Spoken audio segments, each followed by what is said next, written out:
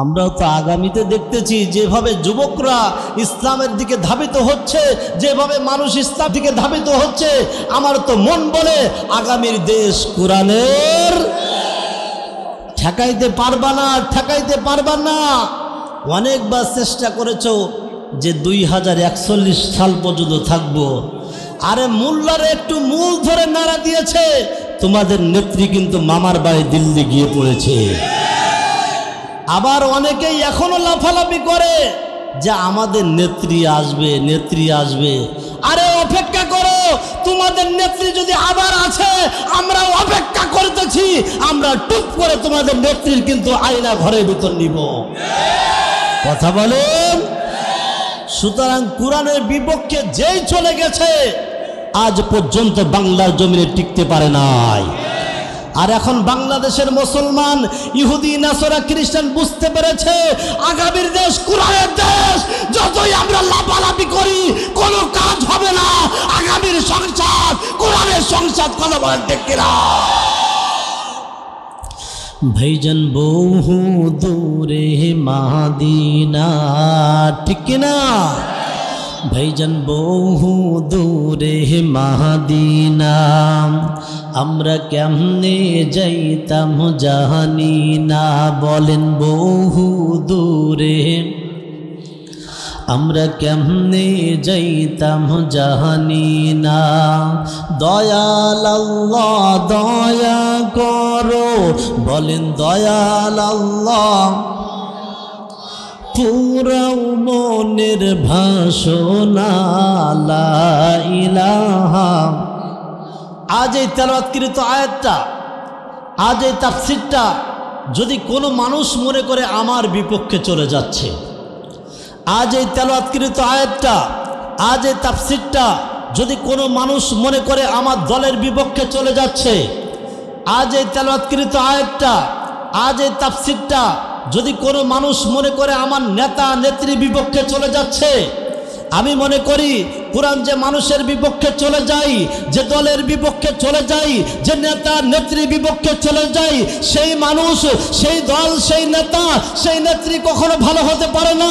কাজেই সকল সৃষ্টির শ্রেষ্ঠ সৃষ্টি হিসাবে কোরআন যে মানুষের বিপক্ষে চলে যায়, সেই মানুষের পক্ষে কারা কারা থাকবে না, হাত তুলে দেখায় দেন। লিল্লাহি তাকবীর। আল কোরআনের আলো, আল হাদিসের আলো, লিল্লাহি তাকবীর। কারণ কোরআন যে মানুষের বিপক্ষে চলে যায়, সেই মানুষটা কখনো ভালো হতে পারে। ভাই আপনাদের অসুবিধা হচ্ছে, বাহির থেকে আমাদের যে সাউন্ড আসে আসুক ভাই, এখনো বাংলার জমিনে মুসলমান আছে না নাই? তাহলে সেইভাবে গর্জন দিতে হবে, যেভাবে গর্জন দিয়েছিল মুসলমানরা। যখন গর্জন দিয়েছিল ইহুদি, নাসরা, খ্রিস্টান, তারা আর তাদের ধর্ম নিয়ে বাড়াবাড়ি করতে পারে নাই। তারা কোরআনের সহায়তায় আসছে। কথা বলেন ঠিক কিনা?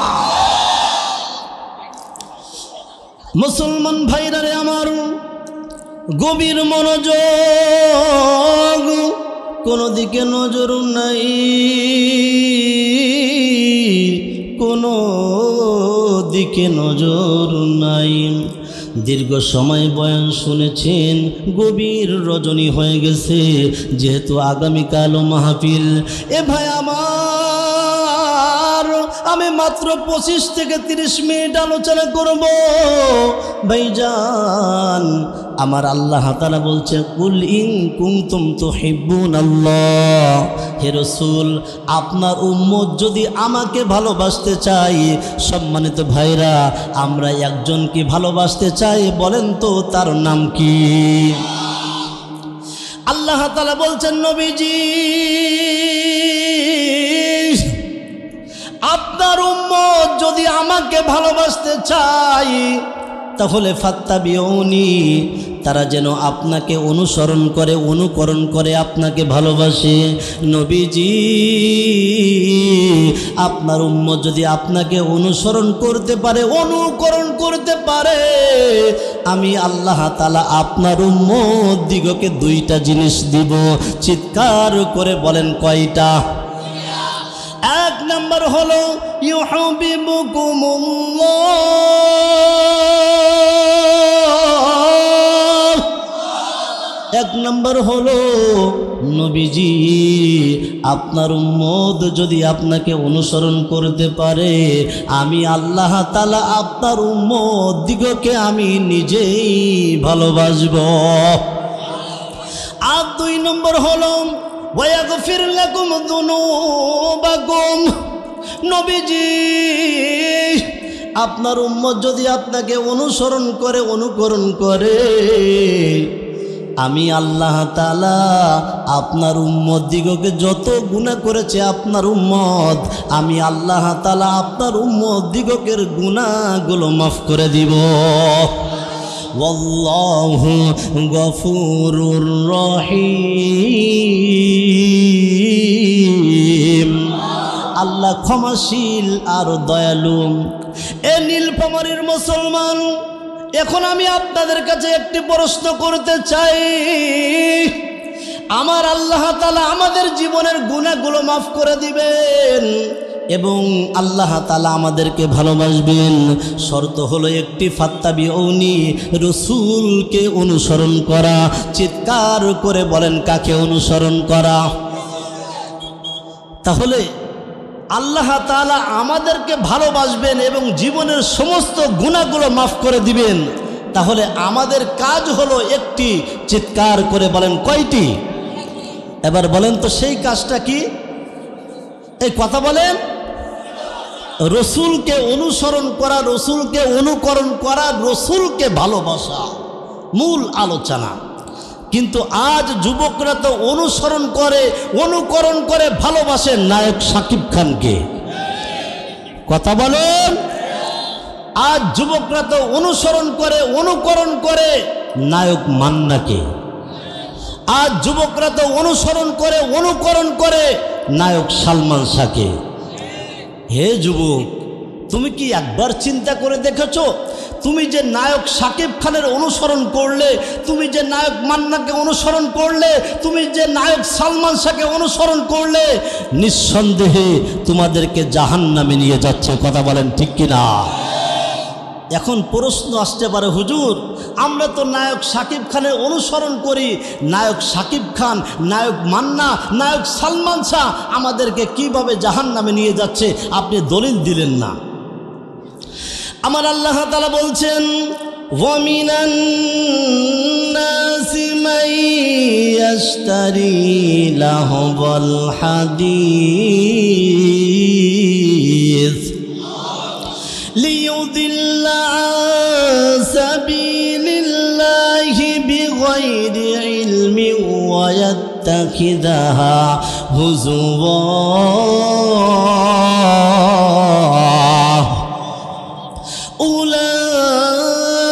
উলাইকা লাহুম আযাবুম মুহিন। আমার আল্লাহ তাআলা ডাক দিয়ে কয়, বান্দা, যারা নাকি মানুষকে ইসলাম থেকে আলাদা করতে চায়, কোরআন থেকে আলাদা করতে চায়, গানের মাধ্যমে, নাটকের মাধ্যমে, ছায়াছবির মাধ্যমে যারা মানুষকে আলাদা করতে চায় ইসলাম থেকে, তাদের জন্য যন্ত্রণাদায়ক শাস্তির ব্যবস্থা করে রেখেছি। আমার প্রিয় ভাইরা, যারা মানুষকে ইসলাম থেকে, কোরআন থেকে গান বাজনার মাধ্যমে আলাদা করতে চায়, বলেন তো আমার আল্লাহ তাআলা কোথায় শাস্তির ব্যবস্থা করেছেন? আরো জোরে বলেন। আমি শুধু যুবকদের বলবো কেন, পর্দার আড়ালে মা বোনরা আছে, আছে, মা বোনদের সম্পর্কে একটু আলোচনা করার দরকার। কারণ এতদিন ছিল তারা সরকার, আর সংসারটা জ্বালাইয়া পুরাইয়া করেছে সরকার। কথা বলেন, চলবে না? শেষ করে দিব, আর বেশি চলবে না, মাত্র 19 মিনিট। কারণ আপনারাকে একটু আগে তুলতে হইতো ভাই। কি মুরব্বী চলে যাচ্ছে কেন? আসতেছেন? এই পর্দাওয়ালা মা বোনরা নাকি আপনাদের সে বেশি হয়েছে, তাই? এই যে নায়িকা রোজনিফা, নায়িকা রোজ নিপাকে সাংবাদিক প্রশ্ন করতেছে যে তুমি নায়ক সালমান শাহকে কেমন ভালোবাসো। নায়িকা রোজ নিপা ডাক দিয়ে বলছে, যখন সালমান শাহ ছবি করে তখন আমার জন্মগ্রহণ করে নাই, আমার তখন জন্ম হয় নাই, কিন্তু আমি নায়ক সালমান শাহকে এত ভালোবাসি, এত মুহাব্বত করি, এত অনুসরণ করি, এত অনুকরণ করি। আমি জীবনে প্রেম ভালোবাসা করি নাই, আমি জীবনে বিবাহ করি নাই, আমি নায়ক সালমান শাহকে ভালোবাসি। চিৎকার করে বলেন নাউজুবিল্লাহ। সম্মানিত মা ও বোনেরা, আমি আপনাদেরকে আহ্বান করতে চাই, অনেক বোনের কিরাস হচ্ছে এখন নায়ক সালমান শাহ। আমি আপনাদেরকে আহ্বান করতে চাই, নায়িকা রোজ নিপা যেভাবে নায়ক সালমান শাহকে ভালোবাসত, আমার তো মন বলে এর থেকে 50% যদি আমার আল্লাহকে ভালোবাসত, আমার রসুলকে ভালোবাসত, মরে যাওয়ার সাথে সাথে জান্নাতের 8টা দরজা, আমার তো মন বলে যে কোনো দরজা দিয়ে জান্নাতে প্রবেশ করতে পারত। কথা বলেন। এই জন্য আমি চাই যে আপনাদের পেট দিয়ে এমন আলেম উলামা তৈরি হোক। কথা বলেন ঠিক কিনা? মা বোনদের সম্পর্কে একটু আলোচনা করব, আমি একটু গুছাই নিয়ে আসি। এখন যুবক যুবতীদের সম্পর্কে যদি আলোচনা করতে চাই, কমসে কম 1 ঘন্টা লাগবে। আমি একটা গানের মাধ্যমে বলতে চাই, আমার সাথে গাইতে পারবা যুবকরা? পারবা? হ্যাঁ, সবাই আমার সাথে গাওয়া লাগবে। বলো আল্লাহ আল্লাহ রে, কোন দুনিয়ায় পাঠাইলা আমারে। বলো আল্লাহ আল্লাহ রে, কোন দুনিয়ায় পাঠাইলা আমারে। বর্তমানের পোলা মাইয়া সমান সমান মাপ, লম্বা চুল কাটিয়া মাইয়া মাথায় লাগাই কাফ। আপনাদের তো অঞ্চলে মহিলারা চুল কাটে না, আমার ঢাকাতে কাটে। এই জায়গায় কাটে? তাহলে বলতে হবে, বর্তমানের পোলা মাইয়া সমান সমান মাপ, লম্বা চুল কাটিয়া মাইয়া মাথায় লাগাই কাফ। ও আল্লাহ আল্লাহ রে, কোন দুনিয়ায় পাঠাইলা আমারে। জিন্সের প্যান্ট শার্ট পরিয়া রাস্তা দিয়া যায়, পোলানা মাইয়া তার চিনা বড় দায়। আপনাদের অঞ্চলে আছে মনে হয়। জিন্সের প্যান্ট শার্ট পরিয়া রাস্তা দিয়া যায়, পোলানা মাইয়া তার চিনা বড় দায়। ও আল্লাহ আল্লাহ রে, কোন দুনিয়ায় পাঠাইলা আমারে। বলেন আল্লাহ আল্লাহ রে, কোন দুনিয়ায় পাঠাইলা আমারে। হিন্দি গানের টান মারিয়া রাস্তা দিয়া যায়, কারো কারো কারো কারো সুরে আবার বুকটা ফাইটা যায়। কথা বলেন। বুক ফাটা মমতাজ আজ কোথায়? তোমাকে তো বাংলাদেশের লোক খুঁজতেছে। যখন 50 টাকার দামের বেশ্যা যখন সংসদে উঠে বলে বুখারী, মুসলিম, তিরমিজি, আবু দাউদ, নাসাই, ইবনে মাজাহ সকল সিয়াসিত্তার কিতাব পড়ে শেষ করেছি, আমার তো মন বলে ওই সংসদ আর পবিত্র থাকতে পারে না, অপবিত্র হয়ে যায়। অনেক লাফালাফি করেছে সংসদে উঠে, আমাদের টাকা নিয়ে তোমরা লাফালাফি করেছো। এখন বাংলাদেশের লোক বুঝতে পেরেছে আগামী সংসদ আলেম উলামার সংসদ। সম্মানিত ভাইরা, আমরা যাদেরকে বসাচ্ছি সংসদে, যাদেরকে বসাচ্ছি তারা ইসলামের বিপক্ষে কলম ধরছে। এই দেখেন, বাংলাদেশ 90% মুসলমান, আবার 92% মুসলমান। এদেশে প্রাইমারি স্কুলে কোরআনের শিক্ষক নাই, আবার ডক্টর ইউনূস স্বপ্ন দেখতেছে যে প্রাইমারি স্কুলে গানের শিক্ষক দিবে। কথা বলেন। যদি এত শিক্ষক তোমার লাগে, ডক্টর ইউনূসকে পরিষ্কারভাবে জানাইতে চাই, যদি এত শিক্ষক প্রয়োজন হয় তাহলে ইবতিদায়ী মাদ্রাসাগুলো এমপিভুক্ত করে দেওয়া হোক। যদি এত শিক্ষক প্রয়োজন হয় তাহলে বাংলাদেশের ৮০ থেকে ৯০ হাজার ইসলামিক ফাউন্ডেশনের শিক্ষক আছে, যারা ইসলামিক ফাউন্ডেশনে চাকরি করতেছে, ছোট ছোট বাচ্চাদেরকে কোরআন শিক্ষা দিচ্ছে। যদি এত শিক্ষকের প্রয়োজন হয় তাহলে ইসলামিক ফাউন্ডেশনগুলো আবার এমপিভুক্ত করা দরকার। আমরা পরিষ্কারভাবে জানাইতে চাই, এ বাংলাদেশ মুসলমানের দেশ। মুসলমানরা বারবার চেষ্টা করেছে যে আমরা কোরআন অনুযায়ী দেশ চালাবো, কিন্তু পারে নাই। এখন যদি আবার গানের শিক্ষক নিয়োগ দেওয়া হয়, বাংলাদেশের মুসলমান আবার ৫ই আগস্টের মতো যুদ্ধ করার জন্য প্রস্তুত করা, বলেন ঠিক কিনা? ঠেকাইতে পারবা না, ঠেকাইতে পারবা না। কারণ বাংলাদেশ মুসলমানের দেশ, বাংলাদেশ কোরআনের দেশ, বাংলাদেশ আলেম উলামার দেশ, বাংলাদেশ মসজিদ মাদ্রাসার দেশ, বাংলাদেশ পীর মাশাইখের দেশ। এদেশে ইসলামের বিপক্ষে করে কোনো কাজ হবে না, ইসলামের বিপক্ষে কলম ধরে কোনো কাজ হবে না। বাংলাদেশের মুসলমান এখন সতর্ক হয়েছে যে আমরা যদি আগামীতে আমরা বেশি দিন বাঁচবো না, দুনিয়া ছেড়ে আমাদেরকে চলে যেতেই হবে, তাহলে যতদিন আমরা বেঁচে থাকি কোরআন অনুযায়ী চলব। সম্মানিত ভাইরা, তাহলে যুবক যুবতীদের যে অবস্থা, অনেকক্ষণ লাগবে। তাহলে আমি আলোচনা করতেছিলাম ফাত্তাবিউনি, মনে আছে? আচ্ছা, আমরা অনুসরণ করব কাকে? আর আসতে বলেন, অনুকরণ করব কাকে? ভালোবাসবো কাকে? এবার ভালোবাসা কিভাবে ভালোবাসতে হয়? হে যুবক, একটু শোনো না, কিভাবে ভালোবাসতে হয়। একটা হাদিস শোনাই।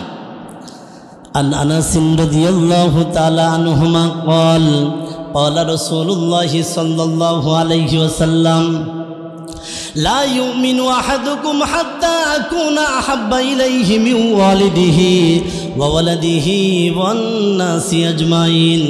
আমার রাসূল ডাক দিয়ে বলছে, সাহাবীরা রে,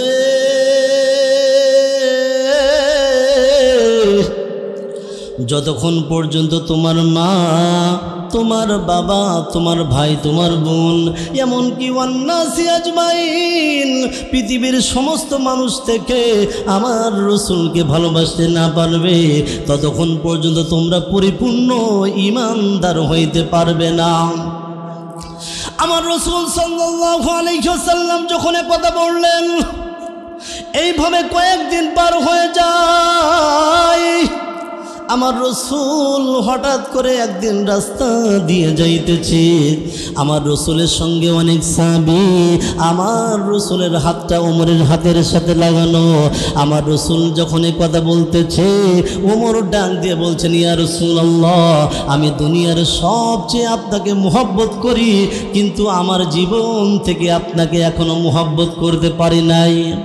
আমার রাসূল ডাক দিয়ে বলছে, ওমর, তুমি এখনো পরিপূর্ণ ঈমানদার হইতে পারো নাই, এখনো পরিপূর্ণ ঈমানদার হইতে পারো নাই। ওমর চুপচাপ বসে আছেন। কিছুক্ষণ পর ডাক দিয়ে বলছেন, নবীজি, এখন আমি দুনিয়ার সব চেয়ে, এমনকি আমার জীবনের থেকে আমি আপনাকে মুহাব্বত করি। চিৎকার করে বলা যাবে কি মারহাবা? এ যুবক, তাহলে ভালোবাসা কাকে বলে? আমি তোমাদেরকে ছোট্ট একটা হাদিস বলে আমি বেশিক্ষণ লম্বা করব না। একটা হাদিস আমি তোমাদেরকে শোনাইতে চাই, এই হাদিসটা বলেই আমার আলোচনা ইতি করতে চাই। ও আমার প্রিয় ভাইরা, এই সাহাবীর নাম হচ্ছে মুসআব বিন উমায়ের। এর নাম কি বলেন? মুসআব বিন উমায়ের। চিৎকার করে বলেন, নাম কি? এই মুসআব বিন উমায়ের হচ্ছে এক বাবার এক সন্তান। চিৎকার করে বলেন, এক বাবার কয় সন্তান? আচ্ছা, এক বাবার এক সন্তান এই জায়গায় কেউ আছেন? আলহামদুলিল্লাহ, 1 2 3 4 5, আলহামদুলিল্লাহ অনেকে আছেন। আচ্ছা, এই মুসআব বিন উমায়ের শিল্পপতির সন্তান, বাবা শিল্পপতি। এই জায়গায় শিল্পপতির সন্তান কেউ আছেন? হ্যাঁ, শিল্পপতির সন্তান আছে? নাই, নাই, শিল্পপতির সন্তান নাই। স্টেজে কেউ আছেন? নাই। আচ্ছা, মুসআব বিন উমায়ের জীবনে একটা শার্ট, একটা গেঞ্জি, একটা পাঞ্জাবি একবারের বেশি গায়ে দেন নাই। আচ্ছা, আপনাদের ভিতরে কেউ আছেন জীবনে একবার একটা গেঞ্জি গায়ে দিয়েছেন আর গায়ে দেন নাই, এমন কোনো ব্যক্তি আছেন? নাই। মুসআব বিন উমায়ের এমন পারফিউম ব্যবহার করত, এমন দামি আতর ব্যবহার করত। মুসআব বিন উমায়ের যদি ওই রাস্তা দিয়ে যেত, পরের দিন যদি ওই রাস্তা দিয়ে কোনো ব্যক্তি যেত, তাহলে বুঝতে পারত এই রাস্তা দিয়ে মুসআব বিন উমায়ের গিয়েছে। আল্লাহু আকবার বলেন, আল্লাহু আকবার বলেন।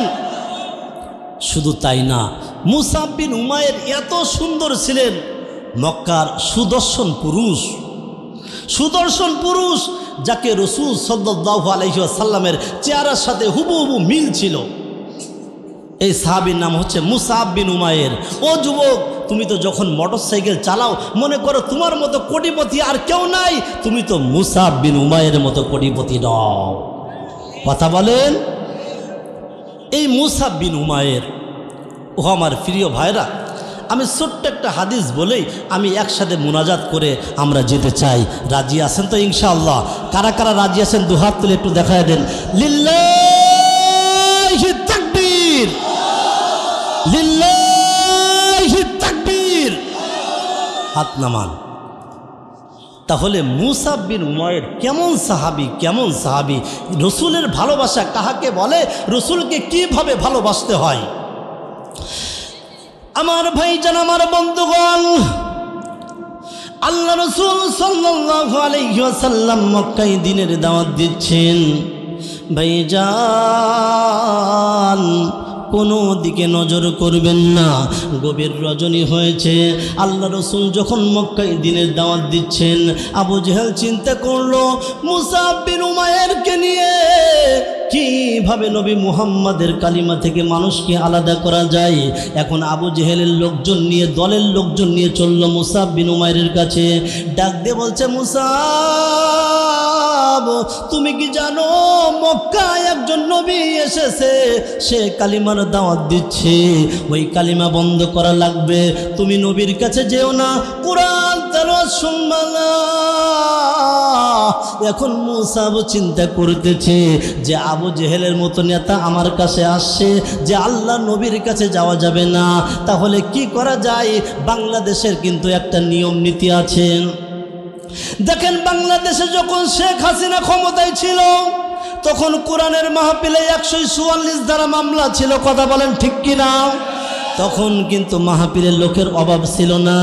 আর এখন কোরআনের মাহফিলে কোনো মামলা নাই, ইচ্ছামতো কোরআনের মাহফিল করতে পারতেছেন, তারপরেও কোরআনের মাহফিলে কিন্তু লোক নাই।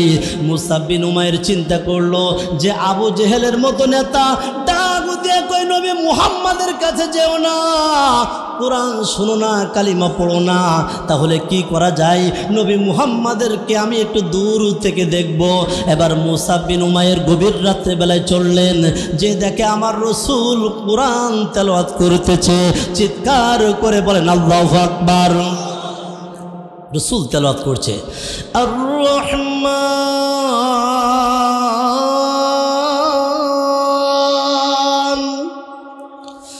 আল্লামাল কুরআন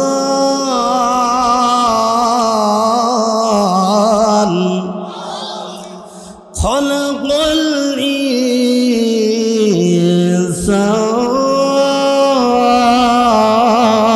ইনসান আল্লামাহুল বায়ান।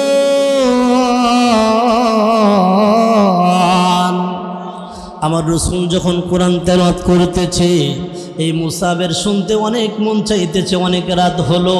আবার মুসআব বিন যখন বাসায় চলে আসলো, আবার পরের দিন যখন রাত হয়েছে, এ যুবক,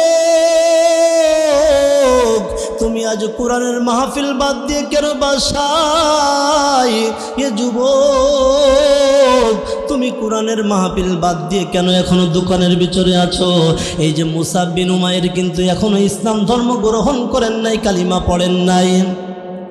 আমার যখন দ্বিতীয় রাত হয়েছে মনে মনে ডাক দিয়ে কই মালিক আজ প্রথম রাত আমি কোরআন তেলাওয়াত শুনলাম, দ্বিতীয় রাত্রে বেলায় আমার মন চাই যাতে করে আমি কোরআন শরীফ শুনতে পারি। আবার দ্বিতীয় রাত্রে বেলায় গভীর রাত চললেন নবীর কাছে, যাকে আমার নবী কোরআন তেলাওয়াত করতেছে। আবার যখন তৃতীয় রাত মনে মনে ডাক দিয়ে বলছে মালিক নবী কোরআন এত সুন্দরভাবে তেলাওয়াত করে, আমি প্রথম দিন রাত্রেবেলায় শুনলাম আমার মন ভরে নাই, দ্বিতীয় দিন রাত্রেবেলায় শুনলাম আমার মন ভরে নাই, আমি তৃতীয় দিন রাত্রেবেলায় আবার কোরআন শুনতে যাব। চিৎকার করে বলেন আল্লাহু আকবার। আবার তৃতীয় দিন রাত্রিবেলায় যখন কোরআন শরীফ শুনতে যাই, যুবক ভাই আমার দূর থেকে কোরআন শরীফ শুনতেছে কিন্তু মন ভরে না।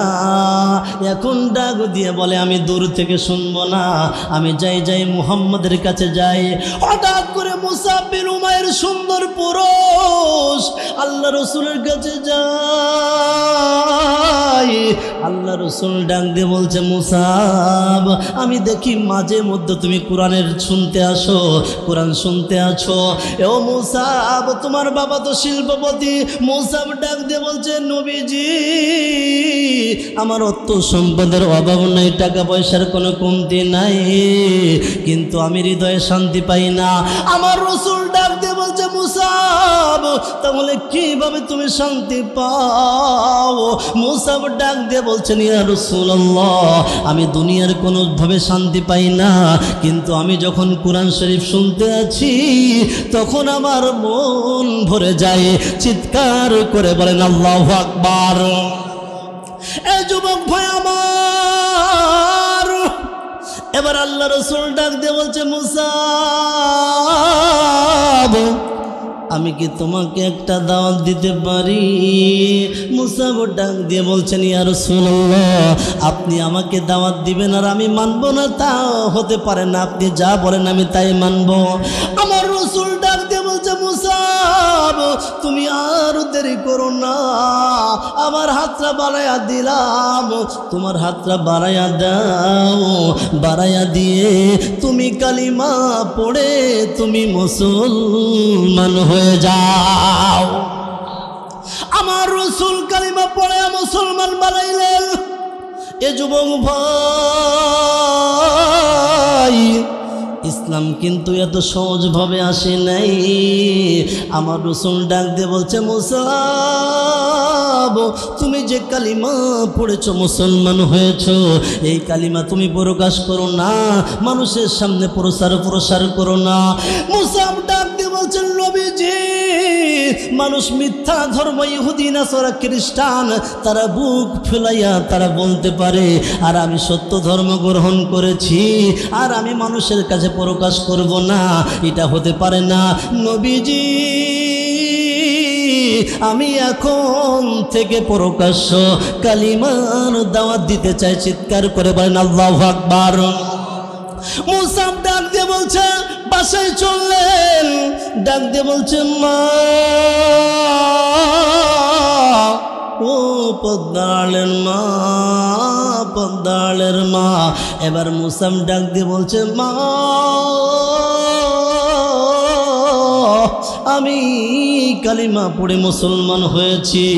এখন মুসাবের মা ডাক দিয়ে বলছে বাবা কি সর্বনাশ করেছো, কালিমা পড়া বন্ধ করে দাও, মুসলমান থেকে আলাদা হয়ে যাও। মুসাব ডাক দিয়ে বলছে মা আমি যে কালিমা গ্রহণ করেছি এই কালিমার জন্য আমি আমার মাকে সালতে পারি, এই কালিমার জন্য আমি আমার বাবাকে সালতে পারি, এই কালিমার জন্য আমি শিল্পপতি সকলত্ব সম্পদ সালতে পারি, এমনকি আমার জীবন দিতে পারি, আমি শহীদ হতে পারি। মা আমি কালিমা থেকে আলাদা হব না। এ যুবক ভাই আর লম্বা নয়, আর একটু সামনে আগাইতেছি ভাই আমার, আশা করতেছি আপনাদের ভালো লাগবে।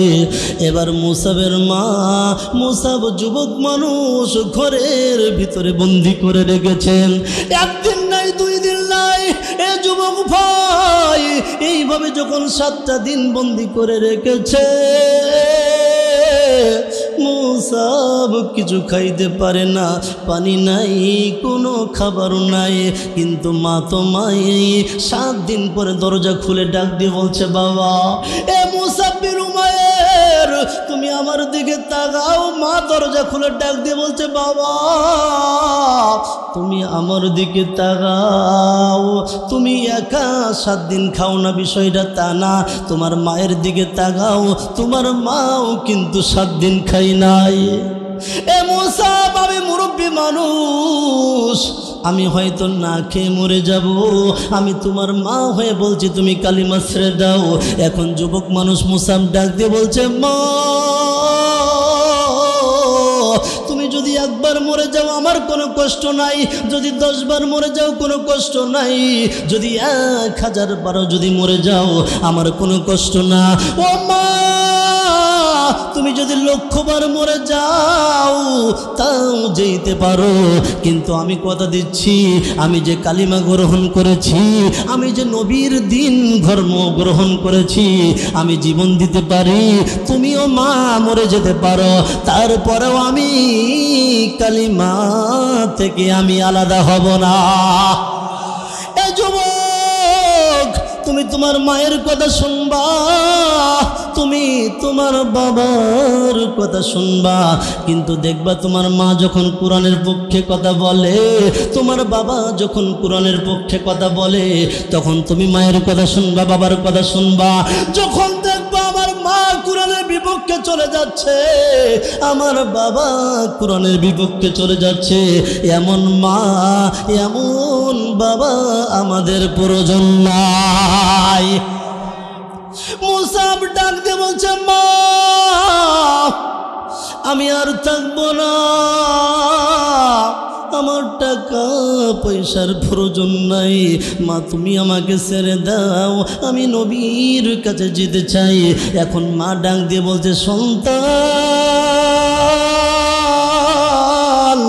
যদি তুমি আজকে যদি বাসা থেকে বাইর হয়ে যাও, তুমি কিন্তু এই বাসায় আর আসতে পারবা না, তুমি সন্তান হিসাবে আমার সামনে আর দাঁড়াবা না। এখন মুসাব ডাক দিয়ে বলছে, মা তোমার অর্থ সম্পদ রাখলাম, আমি আমার নবীর আদর্শ গ্রহণের দিকে ছুটলাম। এবার আমার নবীর কাছে মুসাব চলে গেছে, আমার নবী দূর থেকে তাকায়া আছে মুসাবের দিকে। এই যুবক মুসাবের দিকে যখন তাকায় আমার রাসূল দেখে মুসাবের মুখে যেন শুকনা শুকনা লাগে, শরীরটা ক্লান্ত লাগে, পোশাকের অবস্থা ভালো না। আমার রাসূল ডাক দিয়ে বলছে, মুসাব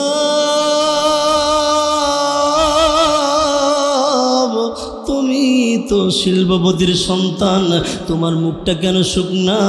মুসাব ডাক দিয়ে বলছেন, ইয়া রাসূলুল্লাহ আমি কালিমা গ্রহণ করেছি, এই জন্য আমার মা আমাকে 1 সপ্তাহ বন্দি করে রেখেছে। আমার রাসূল ডাক দিয়ে বলছে, মুসাব তাহলে তো তুমি অনেক কষ্টের ভিতরে আছো। মুসাব এবার ডাক দিয়ে কই, নবীজি আমি 1 সপ্তাহ অনেক কষ্টের ভিতরে ছিলাম, কিন্তু আপনার নূরময় চেহারা যখন দেখেছি আমার সমস্ত কষ্টগুলো নিবারণ হয়ে গেছে। চিৎকার করে বলেন আল্লাহু আকবার। এ যুবক ভাই এবার আমার রাসূল ডাক দিয়া কয়, যুবক তোমরা ভালো করে বুঝবা, মুসাব কিন্তু শিল্পপতির সন্তান। এখন আমার রাসূল ডাক দিয়ে বলছে, মুসাব যাও যাও হাবশায় ভ্রমণ করো, যেহেতু তুমি মক্কায় থাকলে তোমার উপর নির্যাতন চালানো হবে, ইসলামের উলাল চালানো হবে। মুসাব চলে যাচ্ছে মক্কা ছেড়ে। এ ভাই আমার, মাকে সাল্টেছে বড় কষ্ট না, অর্থ সম্পদ সাল্টেছে বড় কষ্ট না, সবচেয়ে বড় কষ্ট হলো রসুলকে সাল্টেছে। রসুলকে সাল্টেছে সবচেয়ে বড় কষ্ট। ও আমার যুবক ভাই, দেখেন চাতক পাখির মতো আপনারা তাকিয়ে আছেন। আমরা সব কিছু ছাড়তে পারি, আমরা আল্লাহ এবং আল্লাহ রসুলকে ছাড়তে পারি না। কথা বলেন ঠিক কিনা? যদি আমাদের অর্থ সম্পদ ছাড়া লাগে আমরা অর্থ সম্পদ ছাড়বো, যদি আমাদের চাকরি ছাড়া লাগে আমরা চাকরি ছাড়বো, কিন্তু আমরা রসুলের ভালোবাসা থেকে আলাদা হতে চাই।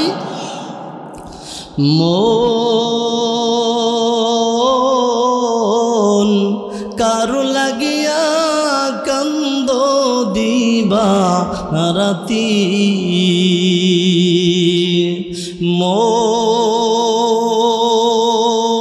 মন কারু লাগিয়া কান্দ দিবা রাতি, আপন আপন বহিলা যারে ভাবছো সারাক্ষণ,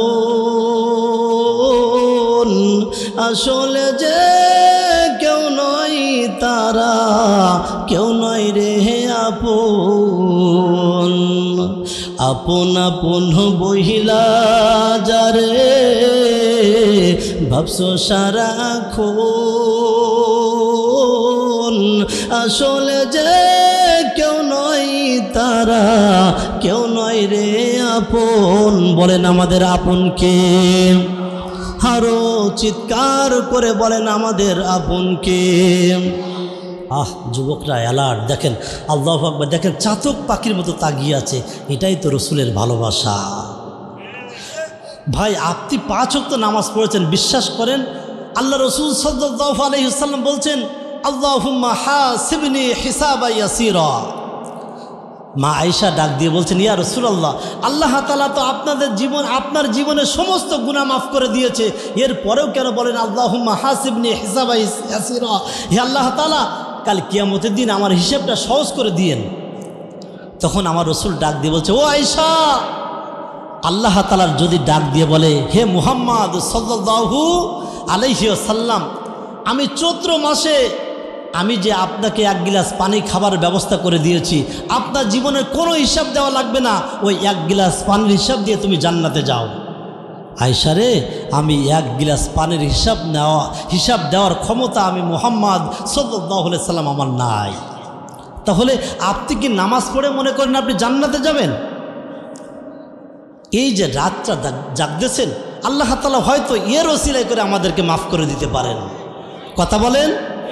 দেখেন গভীর রাত হয়েছে, এই মুহূর্তে সবাই আমরা খুশি, কিন্তু একজন অখুশি, তার নাম শয়তান। চিৎকার করে বলেন ঠিক কিনা?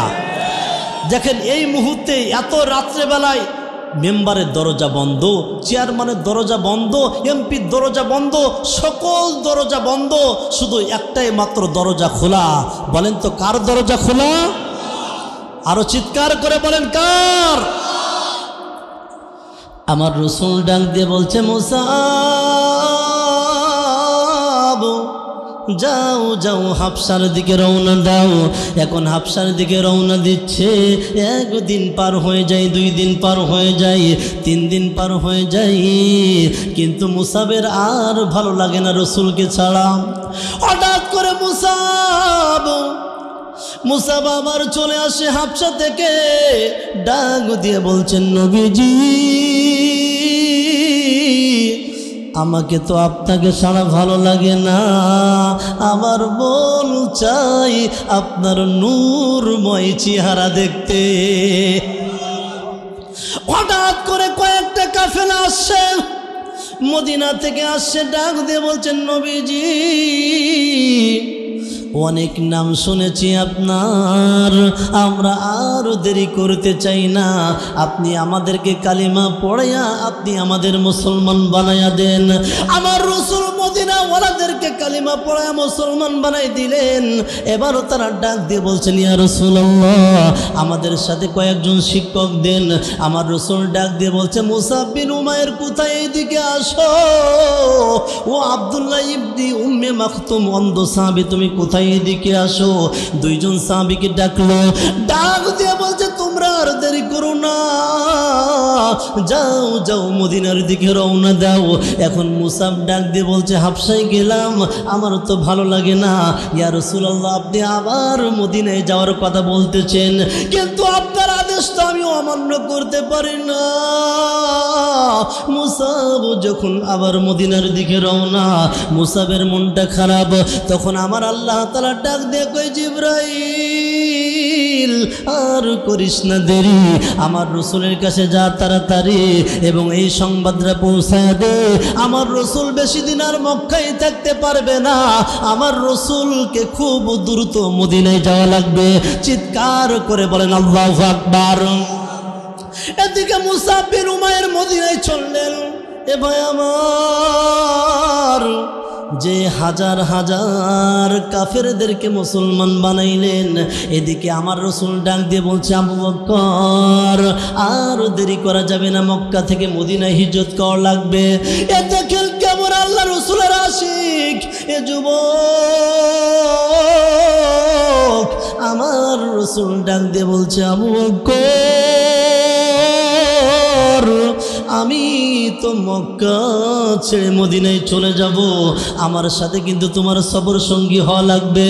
সারাদিন আবু বকর আমার রসুলের সাথে সময় পার করে, কিন্তু রাত হলে আর ঘুমাই না, কারণ আমার রসুল বলেছে, আবু বকর আমার সাথে তোমার হিজরত করা লাগবে। কিন্তু কখন হিজরত করা লাগবে, কখন হিজরত করা লাগবে, কয় তারিখে যাওয়া লাগবে কিছু বলে নাই। আবু বকর সারাদিন আমার রসুলের সাথে সময় পার করে, আর রাত যখন হয়ে যায় দরজার সাথে হেলান দিয়ে চুপচাপ দাঁড়িয়ে থাকে, আমার রসুল কখন ডাক দিবে। হঠাৎ রাত্রেবেলা ডাক দিয়ে বলছে, আবু বকর চলো চলো মদিনায় হিজরত করা লাগবে। এদিকে বলতে গেলে অনেক সময় লাগবে। এ ভাই আমার রসুল ডাক দিয়ে বলছে, আবু বকর তুমি কি ঘুমাও না? আবু বকর ডাক দিয়ে বলছেন, নবীজি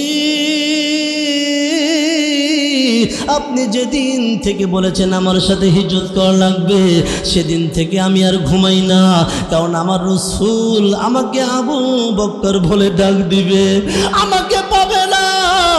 আমার রসুল আবার দুইবার ডাক দিবে, আমার রসুল কষ্ট পাবে। এই চিন্তা করে নবীজি সেই দিন থেকে আমি আর বিছানার সাথে পিঠ লাগাই নাই। চিৎকার করে বলেন আল্লাহু আকবার। আল্লাহ রসুল মদিনার দিকে রওনা। এ ভাইজান আমার সংক্ষিপ্ত করে নিয়ে আসতেছি, অনেক কাহিনী এদিকে বলতে গেলে অনেক সময় লাগবে। এদিকে যখন মদিনায় চললেন আমার রসুল আবু বকরকে নিয়া, যখন মদিনায় গেলেন দেখে মুসাবের দিকে যখন তাকাই, দেখে মুসাবের জামাই অনেকগুলা পঠি লাগানো। আমার রসুল ডাক দিয়ে বলছে, মুসাব হায় আমার বুকে আয়। হে যুবক ভাই আমার, আমি যে কথা আপনাদেরকে বুঝাইতে চাই, শিল্পপতির সন্তান, টাকা পয়সার অভাব ছিল না। এ যুবক আমি কয়েকটা ব্যক্তিকে দেখতে চাই। অনেক যুবক আছো তোমরা দাঁড়িয়ে রাখো না, আজ থেকে একটু ওয়াদা করা যায় কি না, ওই হুজুর আমি আমার রসুলের মুহাব্বতে আর দাঁড়িতে আমি আর বেলেট লাগাবো না। একটু যুবককে কে নিয়ত করা যায়, একটু হাত তুলে একটু দেখায়া দাও। লিল্লাহি তাকবীর। হাত উঁচু করে ধরেন তো যুবক ভাই, যে দাড়ি রাখবেন আজ থেকে আর বেলেট লাগাবেন না, হাত উঁচু করে ধরেন। দাড়ি রাখবেন, এই পরস্পর আপনারা খেয়াল রাখেন, পরস্পর খেয়াল রাখেন। আপনি ওয়াদা করতেছেন, বলেন হে আল্লাহ। ভাই হাসার কাজ নাই, রে তো রসুলের মুহাব্বত। বলেন আল্লাহ আমি আজ থেকে ওয়াদা করতেছি আমি জীবনে আর দাড়িতে বেলেট লাগাবো না। আল্লাহ তুমি কবুল করে নাও। চিৎকার করে বলেন আমিন। আমার রসুল ডাক দিয়ে বলছে, মুসা আমার বুকে আয়। এদিকে আমার রাসূল যখন সারা মদিনায় ঘুরতেছেন, দেখে হাজার হাজার মুসাবের ভক্ত অনেকে কালিমা পড়ে মুসলমান হয়েছে। এখন মুসাবেরকে ডাক দিয়ে বলছে, ও মুসাব, তুমি এমনভাবে কিভাবে দাওয়াতের কাজ করলে? 1 বছর পার হয়ে যায়, 2 বছর পার হয়ে যায়, 3 বছর পার হয়ে যায়, হঠাৎ করে উহুদ যুদ্ধ শুরু। আমার রাসূল ডাক দিয়ে বলছে, মুসাব, এই উহুদ যুদ্ধে কালিমা তোমার হাতে থাকবে। জোরে বলেন, উহুদ যুদ্ধের কালিমা কার হাতে থাকবে? আমি একটু আগেই বলেছি রাসূলের চেহারার সাথে মুসাবের চেহারার মিল। আল্লাহু আকবার বলেন, আল্লাহু আকবার বলেন। এখন উহুদ যুদ্ধে চলতেছে, মুসাব 1 পা যা, 2 পা যায়, 3 পা চলে যায়। এইভাবে যাইতে যাইতে অনেক কাফেরদেরকে দুনিয়া থেকে বিদায় করে জাহান্নামে পাঠিয়ে দিলেন। হঠাৎ করে মুসাবের দিকে সবার চোখ পড়ে গেছে। এ ভাই আমার, মুসাবের হাতে কিন্তু কালিমার পতাকা। হঠাৎ করে কাফেররা মুসাবের ডান হাতে কোপ মারছে, হঠাৎ করে মুসাব বাম হাতে পতাকা ধরছে। হঠাৎ করে যখন কালিমা ধরতেছে, কাফেররা আবার বাম হাতে কোপ দেয়। তখন মুসাব গালের দাঁত দিয়ে ধরে আছে এবং ডাক দিয়ে বলছে, আমার সাহাবীরা রে, ও রাসূলের সাহাবী, তোমরা দেখে নাও, আমার রাসূল আমার কাছে কালিমার পতাকা দিয়েছিল, আমার ডান হাত শহীদ করে দিয়েছে, বাম হাত শহীদ করে দিয়েছে। তুমি এই কথা সাক্ষ্য দিবা যে দুনিয়া থেকে মুসাব দুনিয়া থেকে বিদায় নিয়ে চলে গেছে, কিন্তু কালিমার পতাকা মাটিতে নামতে দেয় নাই, দাঁত দিয়ে ধরে আছে। এ ভাই আমার, উহুদ যুদ্ধ যখন শেষ হয়ে যায়, এবার কাফেররা প্রচার করে যে নবী মুহাম্মদ আর দুনিয়ায় নাই। চিৎকার করে বলেন নাউজুবিল্লাহ। কারণ মুসাবের চেহারার সাথে আমার রাসূলের চেহারার মিল। এবার মদিনার সমস্ত মা বোনরা পাগলের মতো কাঁদে, ও মা, তুমি কি এমন মুসাবের মতো একটা সন্তান দিতে পারো না? মক্কার সমস্ত মা বোনরা সবাই উহুদ যুদ্ধের দিকে রওনা। কাফেররা ডাক দিয়ে বলছে, কোথায় যাও? বলে, আমি যাই, আমার রাসূল কেমন আছে? মা ডাক দিয়ে বলছে, আমি শুনতে চাই না, বলো আমার রাসূল কেমন আছে? তখন কাফেররা ডাক দিয়ে বলছে, ও মা, তোমার স্বামী যুদ্ধের ময়দানে শহীদ হয়ে গেছে। মা কোনো কথা বলে না, আবার দূর দিকে রওনা।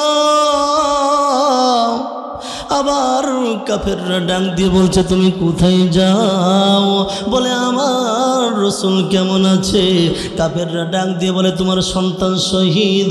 বলে, আমার সন্তানের কথা জিজ্ঞাসা করতে চাই না। আবার দূরের দিকে রওনা। হঠাৎ কাফেররা ডাক দিয়ে বলছে, কোথায় যাও? বলে, আমার রাসূল কেমন আছে? ও ডাক দিয়ে বলছে, ও মহিলা, ও মা, যুদ্ধের ময়দানে তোমার বাবা শহীদ। তখন মহিলা ডাক দিয়ে বলে, আমার বাবা শহীদ আমি জানতে চাই না, আমার স্বামী শহীদ আমি জানতে চাই না, আমার সন্তান শহীদ আমি জানতে চাই না, আমি জানতে চাই আমার রাসূল কেমন আছে। চিৎকার করে বলেন মারহাবা। আমার রাসূল ডাক দিয়ে বলছে, উহুদ যুদ্ধ শেষ হয়ে যায়। আমার রাসূল ডাক দিয়ে বলছে, শহীদের লাশগুলো এক জায়গায় করো, তাদেরকে গোসল দেওয়া দরকার নাই। কারণ ইসলামের জন্য, কোরআনের জন্য, দ্বীনের জন্য যারা শহীদ হয়ে যায় তাদেরকে বিনা গোসলে জানাজা দিয়ে কবরের ভিতরে রাখতে হয়। আমার রাসূল ডাক দিয়ে বলছে, আমার সাহাবীদেরকে এক জায়গায় করো। করার পর হঠাৎ দেখে মুসাবের লাশ যুবক ভাই আমার, শিল্পপতির সন্তান, জীবনে একসাথে একবারে বেশি গাই দেয় নাই, এমন আতর ব্যবহার করত। এত টাকা পয়সা ছিল, অর্থ সম্পদের কোনো অভাব ছিল না। মুসাবের হাতও নাই, পা নাই। আমার রসুল ডাক দিয়ে বলছে, সাবিরা রে, মুসাবের জানাজার ব্যবস্থা করো। জানাজার ব্যবস্থা করলেন, এখন কবরের ভিতরে রাখবে। এ যুবক ভাই, দেখো একটু চোখে পানি আসে কিনা, এখন আমি শেষ করে দিচ্ছি। যুবক ভাই, আমার রসুল ডাক দিয়ে বলছে, মুসাবের কাফন কই? কাফন কিনা টাকার ব্যবস্থা নাই। আমার রসুল ডাক দিয়ে বলছে, মুসাবের পোশাক দিয়ে তাকে দাফনের ব্যবস্থা করো। মুসাবের কাফন দিয়ে যখন মাথার দিকে ঢাকে, তখন পা বাইর হয়ে যায়। যখন পার দিকে ঢাকে, মাথার দিকে বাইর হয়ে যায়। আমার রসুল ডাক দিয়ে বলছে, সাবিরা রে, দেখো এই সেই স্বামী যার টাকা পয়সার অভাব ছিল না, ইসলামের জন্য সব শহীদ করে দিয়েছে, এখন কাফনের কোনো ব্যবস্থা হয় না। ও আমার সাবিরা রে, ওই কাপড়টা দিয়া মাথা ঢেকে দাও, আর পায়ের দিকে ঘাস দাও, ঘাস দিয়ে কবরের ভিতরে রাখো। কবরের ভিতরে রাখে আমার রসুল নিজেই কবরের ভিতরে নেমেছে। চিৎকার করে বলেন আল্লাহু আকবার। এবার আমার রসুল ডাক দিয়ে বলছে, মালিক,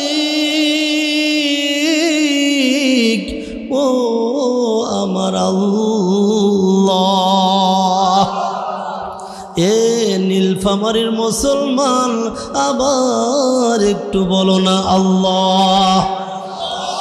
গভীর রাত হয়েছে, আর লম্বা নয়, আবার একটু বলো না আল্লাহ। আমার রসুল ডাক দিয়ে বলছে, মালিক, এই মুসাব বিন উমাইর দুনিয়ায় যতদিন ছিল, আমি রসুল তার উপরে খুশি। আমি তোমার কাছে দোয়া করতেছি, আল্লাহ তুমিও মুসাবের প্রতি খুশি হয়ে যাও। এবারে সাহাবীরা ডাক দিয়ে বলছে, আল্লাহ, এই লাশটা যদি মুসাবের না হইয়া যদি আমাদের হইতো, আমাদের কপাল কত ভালো হতো। এই জন্য যুবক ভাই, আমি আপনাদেরকে আবার একটা কথা স্মরণ করায় দিতে চাই। বলেন তো, আমরা ভালোবাসবো, তার নামটা কি? আরো জোরে বলেন। ফাত্তাবিউনি, রসুলকে অনুসরণ করা, অনুকরণ করা ভালোবাসা। যদি আমরা রসুলকে অনুসরণ করতে পারি, অনুকরণ করতে পারি, আমার আল্লাহ তাআলা দুইটা জিনিস দিবেন। জোরে বলেন, কয়টা? এক নম্বর, আমাদেরকে ভালোবাসবেন কে? সবাই বলেন। আর আমাদের জীবনের সমস্ত গুনাহগুলো মাফ করবেন কে? তাহলে আজ থেকে আমরা আল্লাহ রসুলকে ভালোবাসবো তো ইনশাআল্লাহ। চিৎকার করে বলেন আমিন।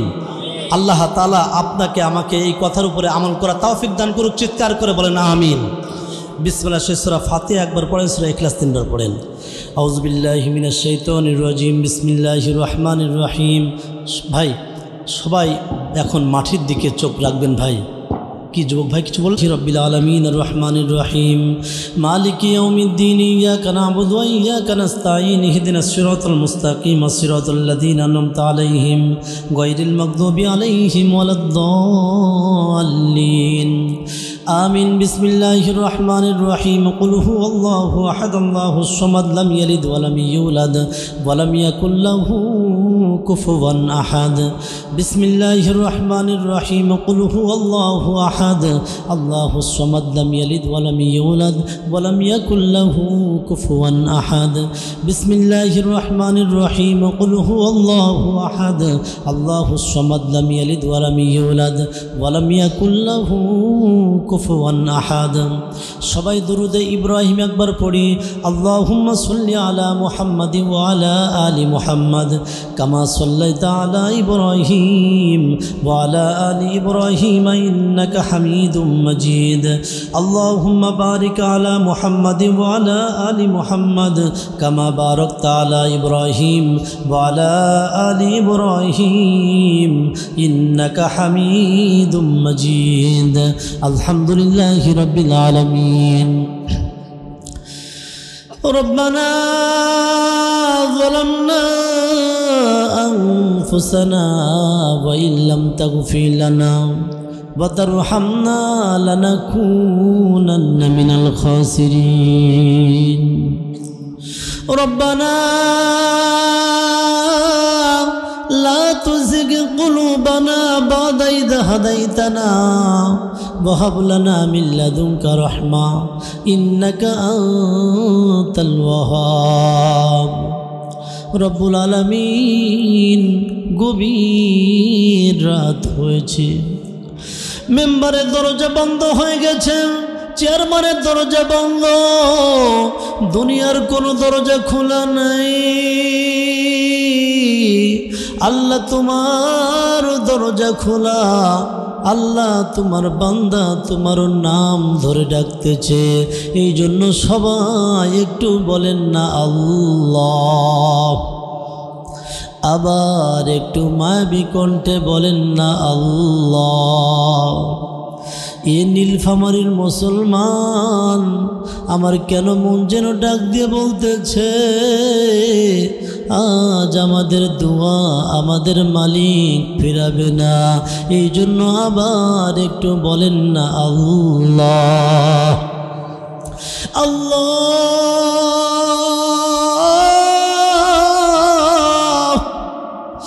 পদ্মালের মা বোনরা বসে আছে অনেক আলোচনা করতে চেয়েছিলাম কিন্তু রাত গভীর হয়েছে আলোচনা করতে পারি নাই অনেক মা বসে আছে অনেক বোন বসে আছে কয়েকদিন আগের একটা ঘটনা বলি আমি রাজশাহীতে মাহফিল করতেছি সভাপতির বাসায় আমার খানা আমি যখন খানা খাইতেছি সভাপতি চোখের পানি ছেড়ে দিয়ে কাঁদে আমি ডাক দিয়ে বলি সভাপতি কেন কাঁদেন বলে ডাক দিয়ে বলে হুজুর এই দুনিয়ার উপরে আমার আল্লাহ তাআলা আমাকে একটা কন্যা দিয়েছিল আমি আমার কন্যাকে বিবাহ দিয়েছিলাম আমার কন্যা ডাক দিয়ে বলে বাবা আমি কোনো অপরাধ করি নাই তোমার জামাই আমাকে ধরে ধরে মারে আমি আর ওই সংসার করব না আমি ডাক দিয়ে বললাম মা যদি তুমি বেঁচে থাকো ওই সংসার করা লাগবে কোনো কথা হবে না অবশেষে আমার কন্যা তার মায়ের কাছে গেল ডাক দিয়ে বলছে মা আমি কোনো অপরাধ করি নাই তোমার জামাই আমাকে ধইরা ধইরা মারে আমি আর সংসার করব না মা যখন একই কথার উত্তর দিল হুজুর আমার কন্যা গলায় রশি দিয়ে দুনিয়া থেকে বিদায় ওই যে হুজুর বাবা বলে ডাক দিয়েছিল এখনো আমার কানে বাবা শব্দটা আছে আমি তো বলতে পারি না ওই কথা আমি বলতে পারি না আল্লাহ পদ্মালের মা বোনরা যা দোয়া করতেছে আল্লাহ সকল দোয়াগুলো কবুল করে নাও দোয়া করি আল্লাহ আমার মা বোনদেরকে তুমি মা সুমাইয়ের মতো বানাইয়া দাও আল্লাহ আমার মা বোনদেরকে মা আসিয়ার মতো বানাইয়া দাও মা খাদিজার মতো বানাইয়া দাও অনেক ভাই আমার বসে আছে স্ত্রীর সাথে ভালো সম্পর্ক নাই, স্ত্রী কথা শোনে না, মালিক এ ঘটনা মায়ের সাথে বলা যায় না, বাবার সাথে বলা যায় না। আল্লাহ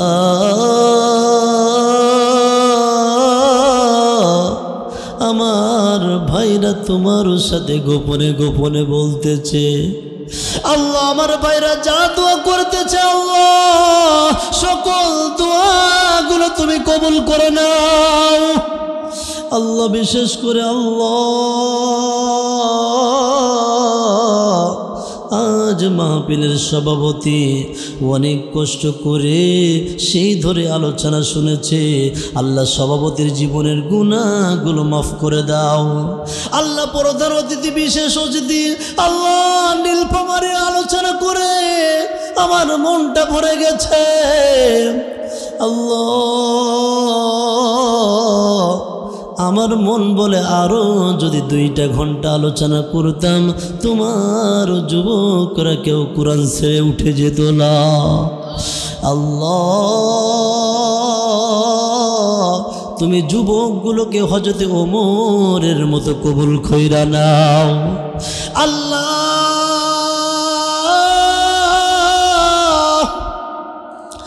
আজ নুরুজ্জামান ভাইদের বাসায় খানা খাইলাম, তার বাবার কথা শুনলাম, বাবা ইমাম সাহেব ছিলেন, স্কুলের মাস্টার ছিলেন আল্লাহ, এলাকায় অনেক জনপ্রিয় ছিলেন আল্লাহ। দোয়া করি আল্লাহ